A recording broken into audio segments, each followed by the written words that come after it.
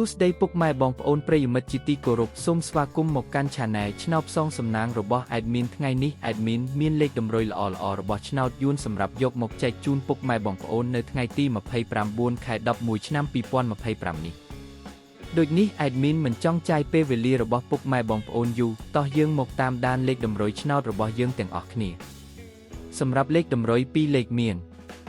លេខ88លេខ45និងចុងក្រោយលេខ98សម្រាប់លេខតម្រុយអូស2លេខមានលេខតម្រុយទី1អូស80និងលេខតម្រុយចុងក្រោយអូស40សម្រាប់លេខតម្រុយ3លេខមាន819គុណនិង494គុណសម្រាប់លេខតម្រុយថ្ងៃនេះ Admin សូមជូនពរឲ្យពុកម៉ែបងប្អូននិងប្រិយមិត្តទាំងឡាយជួបតែសំណាងល្អទាំងអស់គ្នាហេងមានលាភមានជ័យ